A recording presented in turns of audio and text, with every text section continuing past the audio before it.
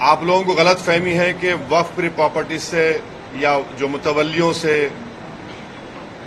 People अवामुन्नास को at large public फायदा नहीं हुआ। मेरी आपसे गुजारिश है कि कभी गुलबर्गा को जाइए।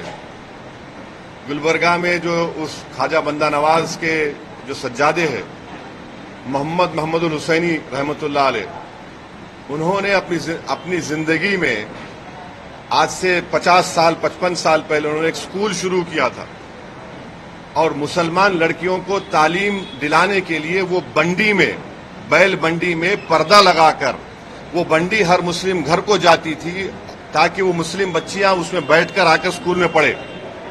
फिर उन्होंने स्कूल कायम किया, इंजीनियरिंग कॉलेज कायम किया, मेडिकल कॉलेज कायम किया। ऐसा आपको नेगेटिविटी मत दिखाइए, ये एक है।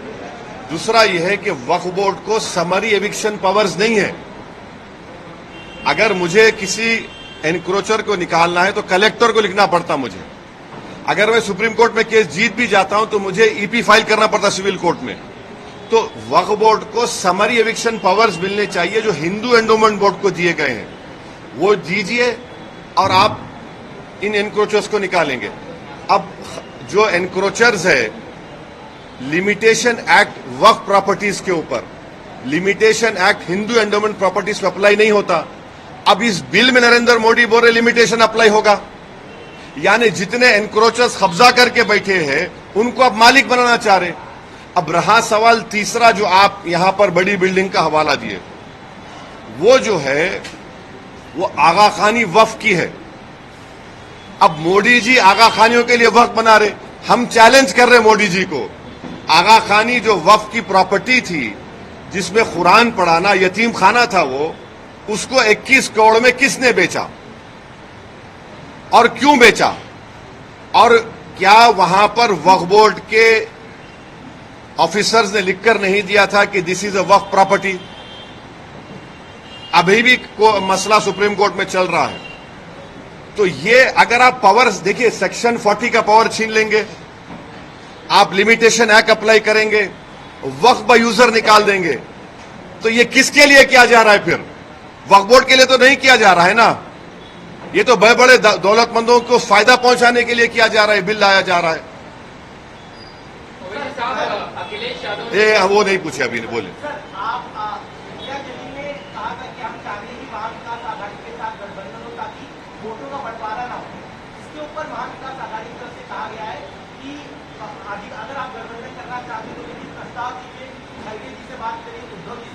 एक बात करना चाहेंगे, इम्तियाज जलील साहब ने लिखकर एक प्रस्ताव भिजाया है कांग्रेस के महाराष्ट्र के अध्यक्ष को और एनसीपी के अध्यक्ष को, उन्होंने लिखकर भिजाया है। मैं इतना ही कहूंगा, अब वो उनको डिसाइड करना है। इससे जुड़ी हुई एक बात आपसे करना चाह रहा हूं, जो इम्तियाज जलील की लीडरशिप में जो प्रोसेशन, जो गाड़ियों का काफिला औरंगाबाद से निकला, उसमें तो इम्तियाज जलील ने हर जिले के कांग्रेस, राष्ट्रवादी और समाजवादी, इन तमाम के जिले के लीडर्स को से उनके बड़े बड़े अध्यक्ष को लेटर लिखा कि आप आइए, इसमें आप आकर इसको ज्वाइन करिए। ये कोई पॉलिटिकल प्रोटेस्ट नहीं है, आप इसमें शामिल हो जाइए। कोई नहीं आया। भाई इतने एमएलए, मुस्लिम एमएलए जीत कर आए कांग्रेस पार्टी से, उनको आना चाहिए था। भाई ये तो एमआईएम का फंक्शन नहीं था। ये तो जो उस शख्स ने हमारे प्रॉफेट मोहम्मद सल्लल्लाहु अलैहि वसल्लम के खिलाफ जो अनाप शनाप बकने की कोशिश की, और फिर एक बीजेपी का एक विधायक है जिसने अनाप शनाप भाषण दिया, उसके खिलाफ एक प्रोटेस्ट हुआ था। अब उसमें भी नहीं आते। तो मैं फिर से उनसे रिक्वेस्ट कर रहा हूं कि अब जब सेकेंड फेज ऑफ प्रोटेस्ट होगा महाराष्ट्र में, मुंबई में, उसमें आप लोग आइए, आप लीड करिए, हम आपके पीछे खड़े तैयार हैं। ये तो नामूस रिसालत का मसला है ना। ये तो प्रॉफेट मोहम्मद सल्लल्लाहु अलैहि वसल्लम के खिलाफ जो किसी ने बकवास बकने की कोशिश की, तो ये उनको देखना, जनता देख रही है इन लोगों को। आप आ ही नहीं रहे प्रोटेस्ट में। और जो लोग बोल रहे थे प्रोटेस्ट वायलेंट होगा, उनको तो चुल्लू पर पानी में डूब मरना चाहिए बेशर्मों को। वो जो प्रोपेगेंडा कर रहे थे कि वायलेंस हो जाएगा, वो हो जाएगा, ये हो जाएगा, अरे बेशर्मी की हद कर दिए, झूठ की हद कर दिए। 10,000 गाड़ियां निकली और 10,000 गाड़ियों में से पूरे पीसफुल गए, एक दो जगह पर उनको आईने फोड़े गए गाड़ी के, फिर भी हम लोग प्रोवोक नहीं हुए। मैं सलाम करता हूं, मैं तो सलाम करता हूं उन तमाम लोगों को जो सिर्फ प्रॉफेट मोहम्मद सल्लल्लाहु अलैहि वसल्लम के बारे में जिस शख्स ने बकवास बकी और रूल ऑफ लॉ के अपहेल्ड करने के लिए संविधान को तिरंगा लेकर निकले। इन लोगों को नहीं आते तो अब मैं क्या करूं इसके बारे में, मगर जनता देख रही है, दुनिया देख रही है। आप ये बात एक आता हूं। हाँ, हम भी डटे हुए हैं, हम कहां डटे हुए नहीं है? आपको क्या लग रहा है? जितना हम डटे हुए हैं उन तो वो तो हटे हुए हैं, वो तो डरे हुए हैं, हम तो डटे हुए हैं। हाँ, अभी उनका सवाल हो जाए, सवाल हो जाए।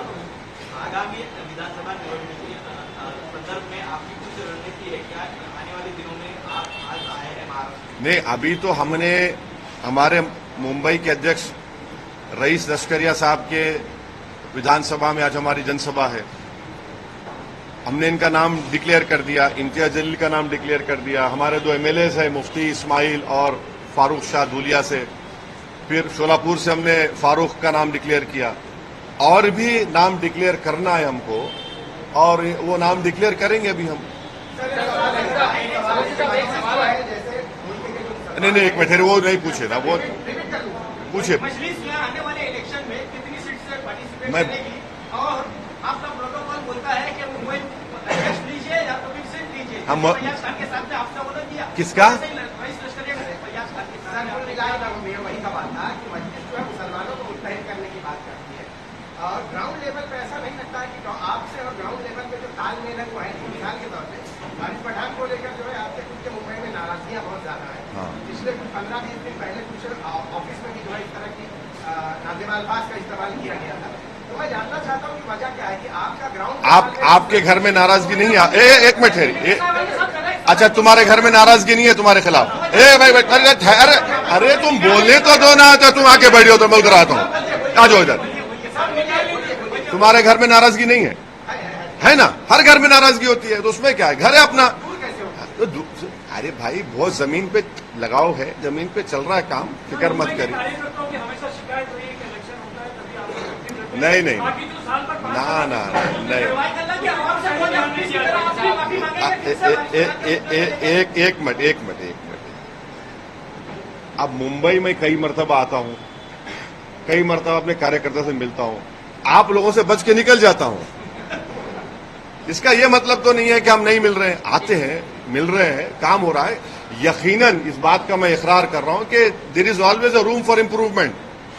हम इम्प्रूवमेंट करेंगे और अच्छा करेंगे, मगर ये बोलना कि बिल्कुल ही नहीं, ऐसा नहीं है। ओवैसी साहब, एक सवाल ये जानना चाहता हूँ कि अखिलेश यादव ने ये आरोप लगाया है कि उत्तर प्रदेश में बाई इलेक्शन होने वाले हैं, उससे ठीक पहले योगी गवर्नमेंट वोटर्स लिस्ट में से मुसलमानों के नाम काट रही है। एक ये सवाल, और दूसरा सवाल जम्मू कश्मीर चुनाव में लेना चाहता हूँ, जिसमें बीजेपी पहले एक सवाल हो जाने दीजिए। नहीं, मैं नहीं, कहां भाग रहा हूं मैं? अखिलेश यादव वाला सवाल नहीं, अगर नाम काट रहे हैं तो नाम दलाइए ना। आप डेट ऑफ पोलिंग आने तक नाम दला सकते हैं, आप नाम दलवाइए। आप रो क्यों रहे हैं? आप नाम दलवाइए। अगर आपके नाम का बीजेपी नाम डाल रही है डिलीशन का, तो आप डालिए उनका नाम, कौन रोक रहे हैं आपको? आप डालिए नाम, और इलेक्शन कमीशन को रिप्रेजेंटेशन भिजाइए, मीडिया को दीजिए कि कहां पे कौन सी 10 विधानसभा में चुनाव हो रहा है बाई इलेक्शन का, कहां से नाम काट रहे हैं वो दे दीजिए। मीडिया को बोल दीजिए कि इस विधानसभा में इतने नाम काटे गए मुसलमानों के, मगर नाम दलवाइए आप और करिए वो। अब वो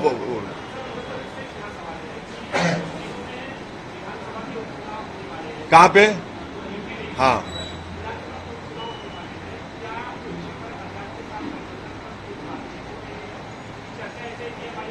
नहीं, इस सवाल का जवाब जो है हमारे उत्तर प्रदेश के अध्यक्ष जनाब शौकत अली साहब आपको देंगे। वो भाई नहीं पूछे, वो आप वो पीछे आपके जो है नहीं, जवाब दे दिए। अब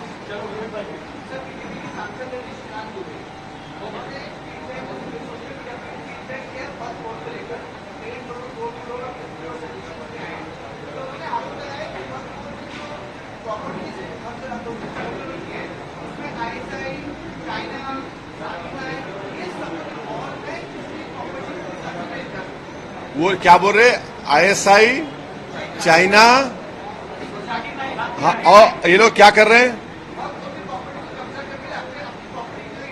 अच्छा, किसके नाम पे कर रहे हैं वो लोग? किसके नाम पे कर रहे हैं?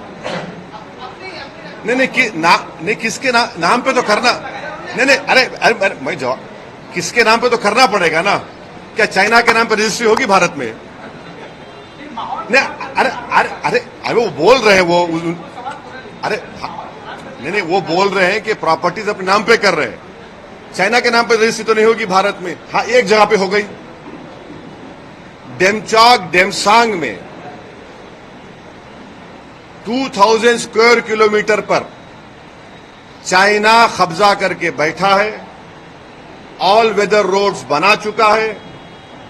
चाइना वहां पर जो स्ट्रक्चर्स बना रहा है अपनी आर्मी के लिए, ऑल वेदर, उसमें माने हीटिंग है, वहां पर खाने का इंतजाम है। हम आज भी चैलेंज कर रहे नरेंद्र मोदी को, अगर हम झूठ बोल रहे तो नरेंद्र मोदी आपको, मीडिया के लोगों को लेकर जाइए डेमचौक डेमसांग में और सुनिए। 1 साल पहले एसपीज की कॉन्फ्रेंस हुई थी जिसमें लद्दाख के पुलिस कमिश्नर ने कहा था कि 65 पेट्रोलिंग पॉइंट्स में से 25 पेट्रोलिंग पॉइंट पर हमारी आर्मी और पैरामिलिट्री फोर्स वहां पे पेट्रोलिंग नहीं कर सकती। वो जो पिक्चर में तालाब दिखा था ना, वो मशहूर पिक्चर था, वो नाम याद नहीं आ रहा, मैं देखता नहीं हूं मैं, वो तालाब को आप नहीं जा सकते अभी। वो तालाब को खाली आपको टीवी में देखना पड़ेगा, आधा तालाब चाइना ले लेके चला गया। तो ये सुनिए, तो हमारे जो दोस्त लेटर लिखे हैं उनको तो डेमसांग डेमचौक के बारे में बात कर, अब